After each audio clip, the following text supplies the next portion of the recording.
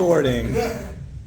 All right, ladies and gentlemen, today, thank you for the applause. We are talking about, of course, the most eaten protein in the United States of America and the world at large, poultry. Yeah. Yeah. We're going to be talking about how we grade poultry, both on a commercial and a personal level. We're going to talk about the guidelines for purchasing, fabricating, and storing poultry. When I talk about fabricating, do we know what I mean when I say fabricating chicken? No, but you could teach me. I plan to. When I talk about fabricating chicken, I'm talking about taking a whole chicken and cutting it into its 4 primal cuts. You're gonna have 2 of each. You're gonna have 2 breasts, 2 thighs, 2 wings, 2 drums. And then we're gonna talk about the best ways to cook the various cuts of chicken and how to make them tasty.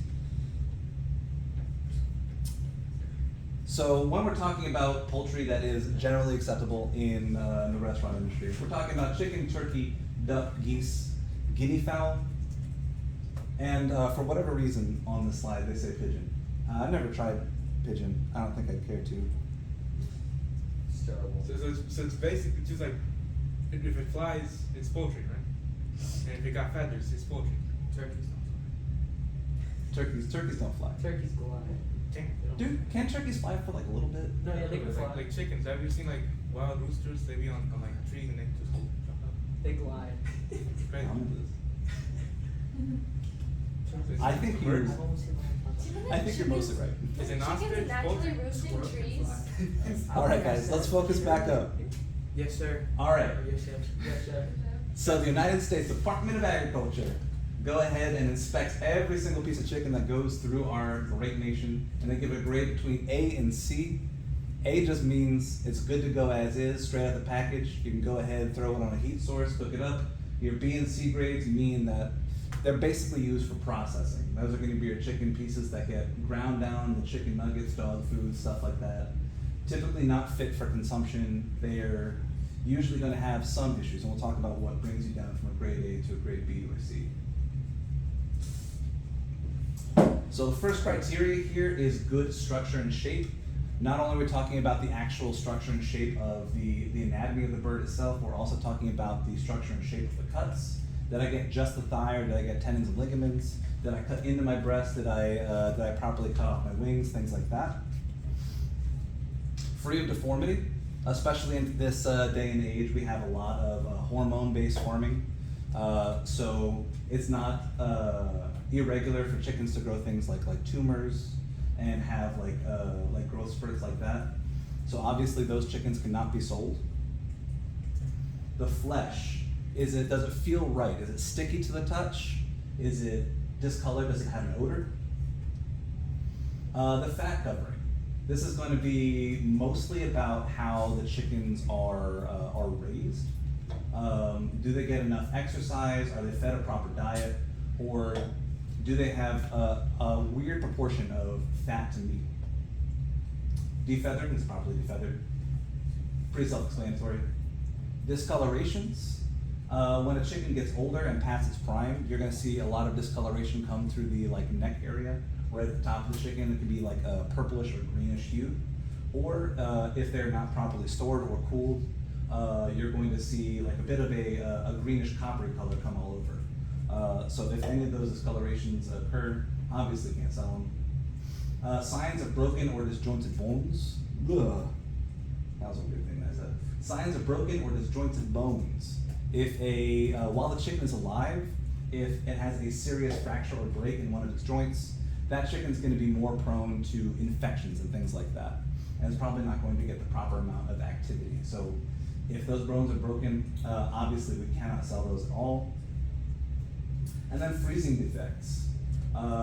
One thing, we use this a lot for like the rarity of steaks. Have y'all ever seen like the finger test? You seen the finger test? Yeah. It's like the test all the way to Yeah. So if you take your index finger and you bring it down to the base of your thumb here,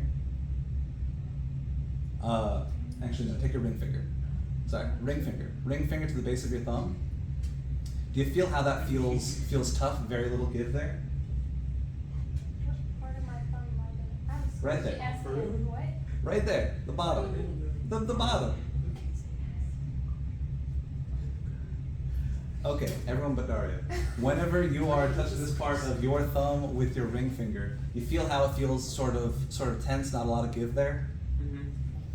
That's going to be a very similar texture to how freezer burn tastes. You're going to see those like striated lines. It's going to feel tough at that specific part of the chicken. And that's going to be the main thing that we're looking for freezing defects.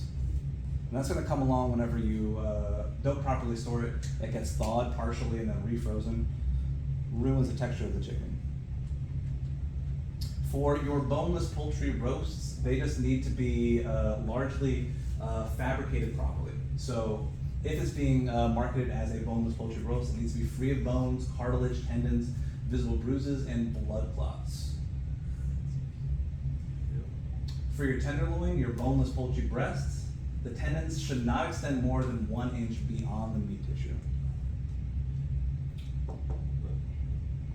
So as I said earlier, grade A, that just means as is, or doesn't really. It just means that right out the package, that bird is good to go. I don't really need to do anything to it. I probably want to trim off some of the fat and make sure that I am getting the proper cut of meat. But beyond that, if it's grade A, that means it's good to go right out the package. And that is going to be like restaurant quality or home quality. Then when we go down to grades B and C, they're going to be using processed products where the poultry meat is cut up, chopped, ground. Like I said, chicken nuggets, dog food, stuff like that, where in the ingredients it's going to say something like meat byproduct or chicken byproduct. That's going to be like your grades B and C. Not typically safe or fit for consumption. Kind of nasty, kind of gnarly. Products sold at retail are usually not grade identified. If they would be grade A. Because your expectation when going into a grocery store is getting chicken that you can just go ahead and cook. All poultry must be inspected, but not all poultry parts have grade standards. Neck, wingtip, tail, giblets, and also the what we call the chicken paws or the chicken claws. No grading standards for those. What's a giblet? Is that neck? What's that? What's a giblet? We'll talk about that in a sec. Within grade levels, there's a different way of classifying chicken that we call class. This is going to be mostly about how old the bird is whenever it is slaughtered. The older the bird gets, it loses tenderness. The actual shape of the cuts are going to look and feel different, a bit more rubbery. And the cooking methods required to obtain maximum flavor quality are going to be different. You're going to have to cook with a lot more moisture in order to get the most out of that chicken because it's past its prime. Usually, what we're looking at is, Daria, you know about chickens, right? Somewhere. They mature around 6 months. Depends a little bit, but mostly yeah. So what you're really looking for is like between that 6 months and a year is going to be where you're going to get a chicken that has matured enough to be to have all of its meat, but not too mature that it's going to lose its tenderness. Like I said, older birds, less tender. That's mostly because they're losing a lot of the fat in their actual body, and the collagen in their bones is breaking down as well. So you're just going to get a lot less moisture out of that. So when you prepare those, you're going to be using moist heat cooking methods. You guys know, you guys give me an example of a moist heat cooking method? Basting. Basting? Interesting. Not really a cooking method, but it definitely keeps moisture in there. Boiling. Boiling is the moist heat cooking method, sure. Anybody else? Steaming. Steaming, sure. What would you say? Moist heat cooking methods. Gas. Poaching. Got your braising, your stewing. Poaching. Poaching. Yeah, interesting. Poaching. Poaching chickens. Younger birds, suitable for all cooking methods. Still got all that good chicken juice in them, as they say in the industry. So whenever we cut up our poultry or fowl, we're going to be categorizing our meat into two different ways, white and dark. Does anybody know the main difference between white and dark meat as far as like texture, flavor is concerned? What is funny about this? Is it the neck? That's what it is? That's It's the neck. Oh, Yes, it's the. Oh, there's the- Oh my god. No. Alright, let's focus up. Main difference between white and dark meat, who's got it? Dark meat has a What? dark meat has a rich flavor. Dark meat has a richer flavor, absolutely. Who else got meat? More fat, Yeah. 100%. It's gonna be a fatter, oilier cut of meat. That's pretty much it, right? More richness, more flavor, or different flavor really. Each type of meat holds different nutritional values. So we're talking about white meat, we're talking about areas of the fowl where little muscle takes place. If you think about that chicken breast, the wings are in the back, their legs are down here. They don't really use this area of their body too much, and that's where we get the breast meat from. It's gonna be lower in calories and fat content, it's gonna cook faster, but because it doesn't have a lot of that natural oil in it, it's going to be much easier to get a dry product out of it. And there are ways you can counteract that, of course. I'm a big fan of skillet frying with butter and basting on top, like Jorge said earlier. You can also take a little bit of seasoned butter, especially if you've got the skin on it up here. You can take a little bit of seasoned butter, and you can slide that disc of seasoned butter underneath the skin while you're cooking. The skin will sort of form a moisture barrier around the chicken breast itself, while the butter is going to melt on the inside, making it moist from the inside out.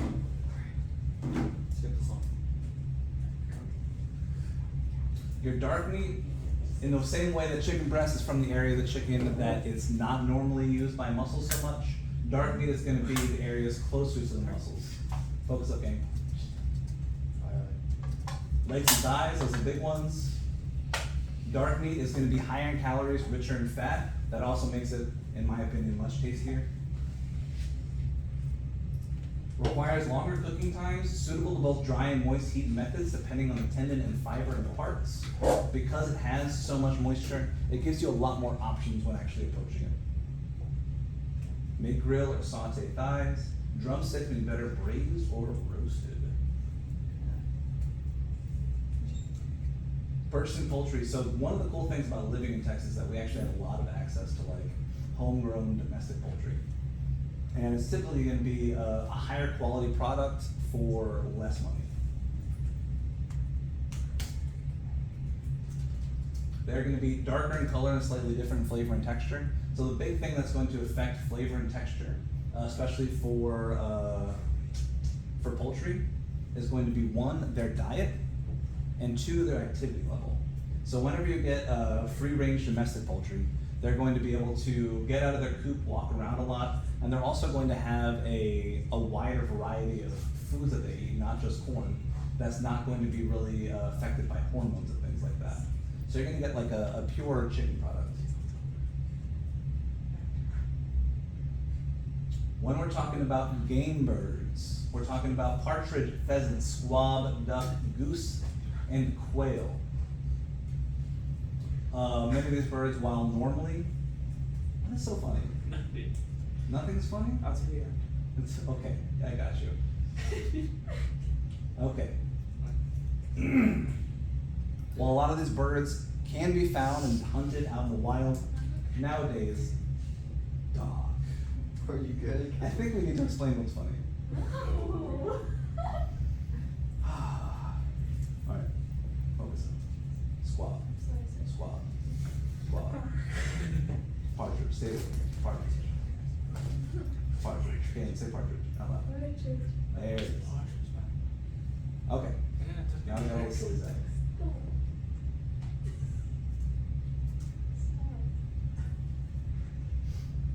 Okay, I'm done. What was I talking about? Partridge. Partridge. Alright. Game birds. Open hunting season between October and January is when you're gonna get the wild stuff.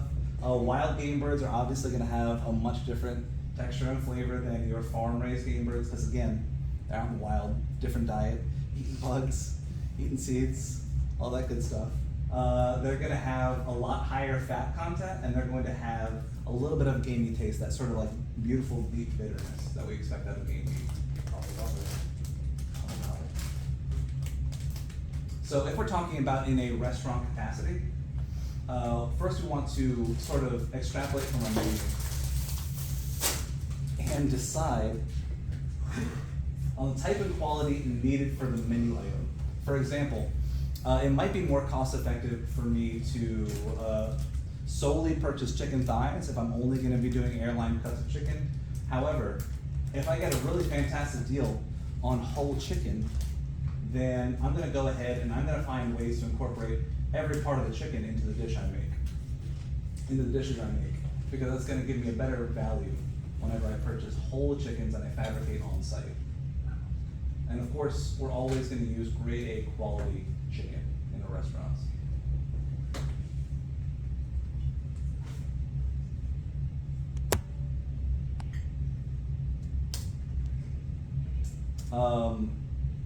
There's absolutely no problem with getting frozen poultry in this department. We've pretty much cooked with poultry for every single luncheon that we've done. And what we'll do is we'll bulk order about 50 or 100 whole chickens, frozen, and we'll thaw them the day before service, and we'll fabricate and let them rest in the fridge for a day before cooking them. And you really don't lose a whole lot of moisture or texture or anything like that from having them frozen, and it's just convenient. Right now in my home fridge, I've got like 4 full chickens. I recommend you do the same. For real. So, right now, you can go to Costco. You can go down to the Costco, the Costco cart, and you can get whole chickens for $1.35 a pound.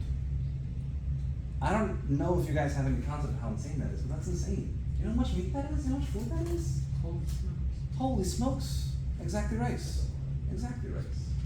I can get probably 3 full meals for 2 people out of that for about $8. And then, you know what else I got? I got a chicken spine that I can do whatever I want with. Chicken spine full of collagen that I can make an amazing, flavorful, rich stock out of. Why? As always, when I'm receiving food, I always want to make sure that it comes in at 41 degrees or lower. And when it's frozen, it needs to be entirely frozen when received.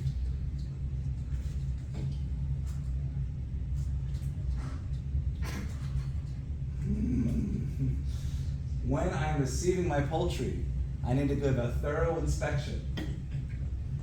For color, I expect absolutely no discoloration, not around the wingtips, not around the neck. My texture, I want it to be firm flesh that springs back when touched. I don't want to touch any freezer burn. I don't want it to be overly mushy because it means it wasn't held at temperature. Like I said, purple or green around the neck means that the chicken has aged out. Or if I've got dark wingtips, something like a maroon or a mauve, then that means that that chicken was not held at temperature properly. If I see stickiness under the wings and joints, that's bacteria forming a film around the chicken. If you can pull that wing up and you see sort of like long strands of sort of like sticky gooiness, that's not a good sign. And then of course, the human nose, most powerful nose on the planet for detecting rot and refuse.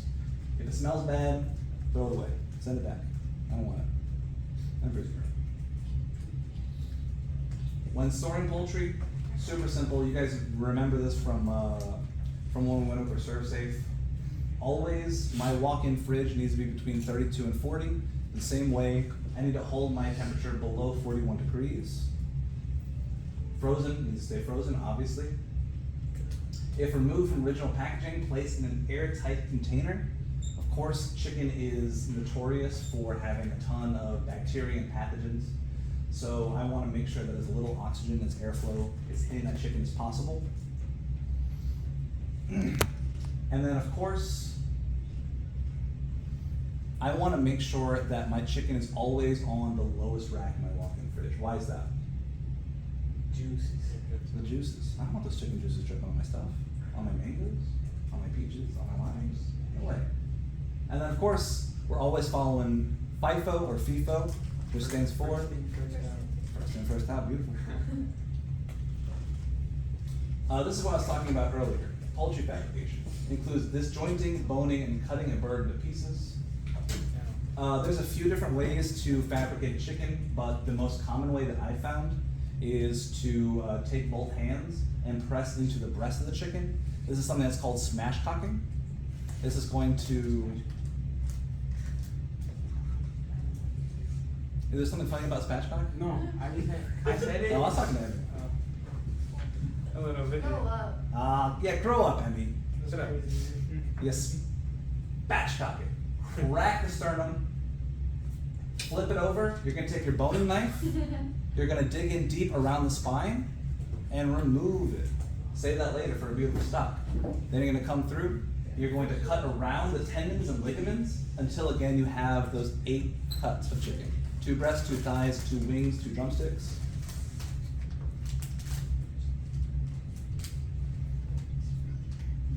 And of course, you need to make sure my workstation is clean. My boning knife, right here, this fellow, is gonna be a lot slenderer than my chef's knife. It's gonna let me cut around my tendons and ligaments without cracking or breaking the bone. And it's also going to really cut through the skin without pulling the skin. And a chef's knife will not do that. All right. Finally, the piece de resistance. We're going to talk about different cooking methods for our chicken. So dry heat methods, grilling, broiling, roasting, all fantastic. Grilling and broiling are going to give you a really wonderful, rich, smoky flavor. Roasting is tremendous for making sure that you keep all of the flavors from your pot from infusing that chicken. But if you're asking me how I prefer to cook my chicken, I'm always going to say saute. Saute, pan frying the chicken, and then of course, nothing wrong with a good deep fry. Moist heat cooking methods, steaming. Guys, don't steam your chicken. Just don't steam your chicken. That's a waste of chicken. White people White people stuff? You're still, you're on recording still, right? Then we have combination heat methods. It's gonna be a combination of dry and moist, stewing and braising. These are gonna be fantastic methods for cooking your older chicken or a particularly thick piece of breast. These are gonna be wonderful for making sure that moisture stays within the chicken. And we're typically going to stew or braise with a chicken or beef stock. All right, gang. Compliments, questions, concerns?